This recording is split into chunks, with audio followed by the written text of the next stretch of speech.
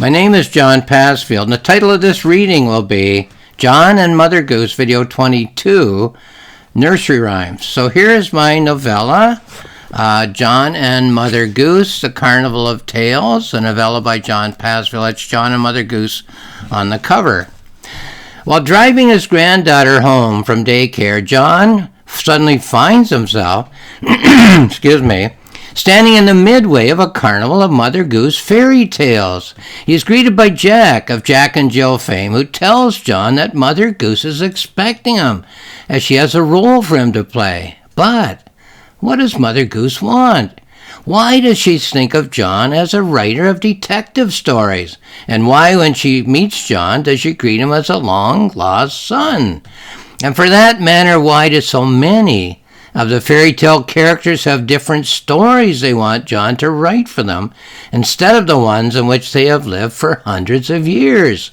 John is not a mythical creature. He's only a human after all. But can he save the Mother Goose Carnival? Can he solve the mystery of the vanishing fairy tales? So I should have said this will be part one of the fairy tales. Excuse me again. This novella draws on some of the most familiar nursery rhymes, certainly the most familiar in the English language, verses which Mother Goose is having performed in her Carnival of Tales. So as he strolls along the midway, John watches the nursery rhyme characters act out the stories in which they've been living for hundreds, perhaps thousands of years. At the back of the novella, I've included a number of nursery rhymes. Excuse me again, I just can't get that frog out of my throat. Some of which are acted in the story of the novella, and some of which are not. I will read some of these verses, and then make a few comments about the timeless appeal of nursery rhymes. So let's go to page 75. This is at the back of the book after the story is completed. Here we go. Old Mother Goose, when she wanted to wander, would ride through the air on a very fine gander. Mother Goose had a house. 'Twas built in a wood, where an owl at the door for sentinel stood. This is her son Jack, a plain-looking lad. He's not very good, nor yet very bad. She sent him to market. A live goose he bought. Here, mother, says he will not go for naught. Jack's goose and her gander grew very fond. They both eat together or swim in one pond. So that's kind of a general nursery rhyme about Mother Goose. And here are the Mother Goose nursery rhymes. There's a very familiar one. This is acted out in the novella. Jack and Jill went up the hill to fetch a pail of water. Jack fell down and broke his crown, and Jill came tumbling after. Up Jack got, and home did trot as fast as he could caper. He went to bed to mend his head with vinegar and brown paper. There was an old woman who lived in a shoe. She had so many children, she didn't know what to do. She gave them some broth without any bread. She whipped them all soundly and sent them to bed. Hey diddle diddle, the cat and the fiddle, the cow jumped over the moon. The little dog laughed to see such sport, and the dish ran away with the spoon. So those two, the old woman who lived in a shoe and the cow who jumped over the moon, are both acted out. Those two verses are both acted out in this novella as John is strolling the midway of the Carnival of Tales. Little boy blue, come blow your horn. The sheep's in the meadow, the cow's in the corn. Where's the boy who looks after the sheep? He's under the haystack, fast asleep. Will you wake him? No, not I. For if I do, he'll be sure to cry. Higgledy-piggledy, my black hen, she lays eggs for gentlemen. Gentlemen come every day to see what my black hen doth lay. Here's another one that's acted out as John strolls to midway. Jack be nimble, Jack be quick, Jack jump over the candlestick. Jack be nimble, Jack be spry, Jack jump over the apple pie. Jack be nimble, Jack jump high, Jack fly up into the sky. So Jack comes up with an interesting alternative story that has to do with him flying. Here's one that isn't acted out. Georgie Porgy, pudding and pie, kissed the girls and made them cry. When the girls came out to play, Georgie Porgy ran away.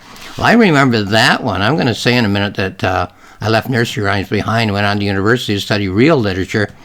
But that was mentioned in a history course when I was in university, Georgie Porgy being the King of England, and there was a divorce scandal. So when the girls came out to play, Georgie Porgy ran away. So a royal, a king even, was implicated in a divorce lawsuit. A diller, a dollar, 10 o'clock scholar, what makes you come so soon? You used to come at 10 o'clock, but now you come at noon. Another one that's acted out, excuse me, on the midway. Little Miss Muffet sat on a tuffet eating her curds and whey. Along came a spider and sat down beside her and frightened Miss Muffet away. Here's another one that's acted out. Little Bo Peep has lost her sheep and doesn't know where to find them. Leave them alone and they'll come home, wagging their tails behind them. Deedle Dumpling, my son John, he went to bed with his stockings on, one shoe off and one shoe on. Deedle Dumpling, my son John. Ding dong bell, pussy's in the well. Who put her in? Little Tommy Green. Who pulled her out? Little Tommy Trout. Another one that's acted out in the Carnival of Fairy Tales. Old Mother Hubbard went to the cupboard to fetch her poor dog a bone. When she got there, the cupboard was bare, and so the poor dog had none. Here's one I didn't know. Jackie, come give me thy fiddle, if ever thou mean to thrive. Nay, I'll not give my fiddle to any man alive. If I should give my fiddle, they'll think that I'm gone mad. For many a joyful day my fiddle and I have had.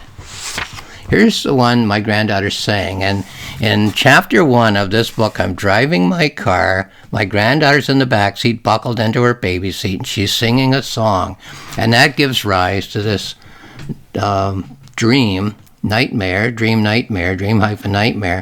of me meeting Mother Goose and seeing all these tales acted out.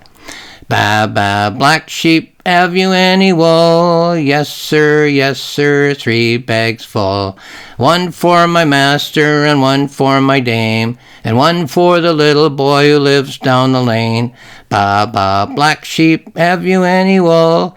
Yes, sir, 3 bags full. So that's what my 3-year-old granddaughter used to sing. When I asked her a little while ago at 4 years old, how come you don't sing Ba Ba Black Sheep anymore? She said, well, that's for babies. So kids move on, as I'll say in a few minutes. Hickory Dickory Dock, the mouse ran up the clock. The clock struck 1, and down he run. Hickory Dickory Dock.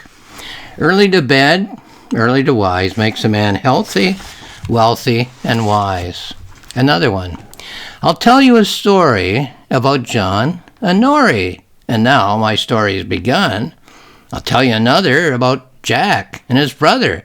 And now my story's done. Seems that every second boy in the fairy tales is named Jack. Humpty Dumpty sat on a wall. Humpty Dumpty had a great fall. All the king's horses and all the king's men couldn't put Humpty together again. Well, that figures in Alice in Wonderland. Jack Sprat could eat no fat. His wife could eat no lean. And so betwixt them both, you see, they licked the platter clean. I'll just do a few more. I love sixpence, pretty little sixpence. I love sixpence better than my life. I spent a penny of it, I spent another. I took 4pence home to my wife. Oh, my little 4pence, pretty little 4pence. I love 4pence better than my life. I spent a penny of it, I spent another. I took 2pence home to my wife. Oh, my little 2pence, my pretty little 2pence. I love 2pence better than my life. I spent a penny of it, I spent another, and I took nothing home to my wife. Oh, my little nothing, my pretty little nothing, what will nothing buy for my wife? I have nothing, I spend nothing. I love nothing better than my wife. Boy, that's facing up to some realities. Little Jack Horner sat in a corner eating a Christmas pie. He put in his thumb and took out a plum and said, "What a good boy am I." Little Tommy Tucker sings for his supper. What shall he eat? White bread and butter. How shall he cut it without a knife? How can he marry without a wife? And a couple more. Ladybird, ladybird, fly away home. Your house is on fire. Your children will burn. And the last one I'll read. Mary, Mary, quite contrary, how does your garden grow? With silver bells and cockle shells and pretty maids all in a row. Quite a contrast there. Mary Mary's life's going very well. And the Ladybird poem, verse, talks about a house being on fire and children burning to death. Rather graphic. Okay, now,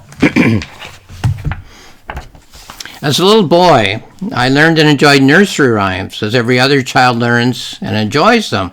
They're all in rhyme, and they all had vivid characters and simple stories, and the verses were short. So I sang them and chanted them at home and at school. And as my granddaughter used to do a year or so ago when she was 3 years old, I sang them to myself. I would sing them to myself as she did for the sheer pleasure of the characters and the stories. And then, as my 4-year-old granddaughter is doing now, I left these simple rhymes behind and went on to stories that were more suitable for older children, and then for teenagers, and then for adults.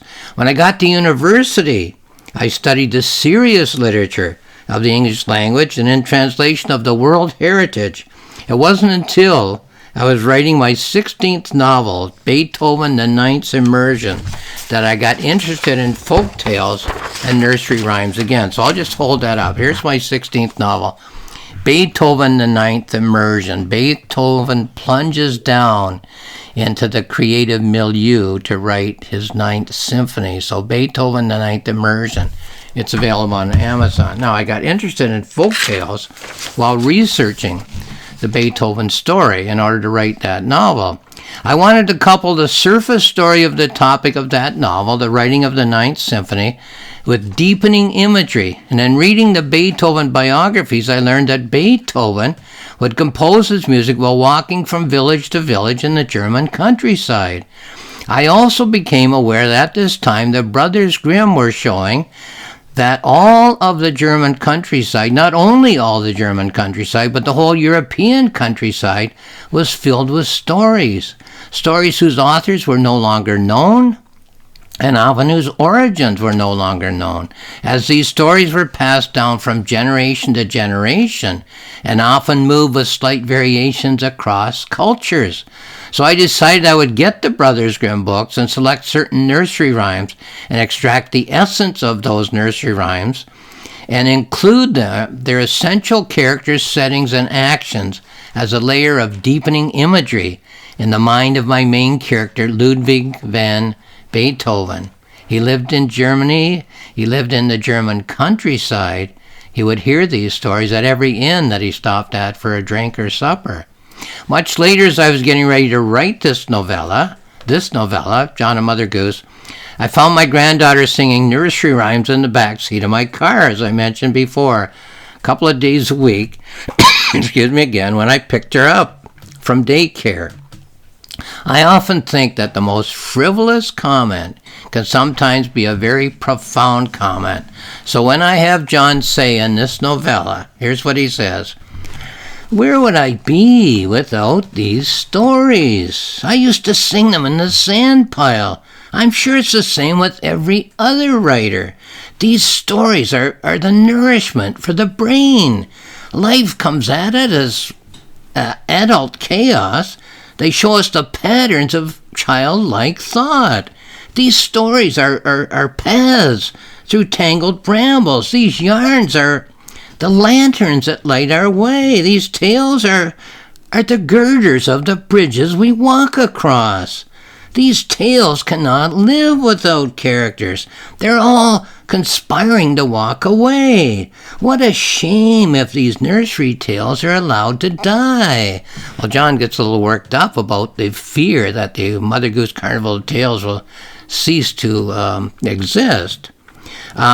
So it's a comic exaggeration, maybe bordering on absurdity, but it's also a profound truth. I think the reason why we're not sure whether such comments are ridiculous or profound is that nursery rhymes are so simple, so elemental, and seemingly much more appealing to children than to adults, that we realize paradoxically two things. One, that the characters and stories of these nursery rhymes are at the core of human existence as we understand it, and yet somehow, number two, they are not quite worthy of adult attention. So with that ambivalence in mind, I will say that this novella explores both sides of that possibility, that nursery rhymes are simplistically childish, or that nursery rhymes are philosophically profound. So, this is my novella, John and Mother Goose, The Carnival of Tales. It's found on Amazon. If you'd like more information, it's found on my publisher's website, roxmillspress.com. It's also found, not the novella. The novella isn't found on my website. But two books are. Both books are for free. The planning notebook, which I wrote while planning and writing the novella, and the reflective journal, which I wrote while polishing the novella. So both of those books are on my website. Both of those books are free of access. You can read them on your screen just by clicking on the cover icon. So if you're interested in this kind of thing, have a look. Lastly, thank you for watching this video.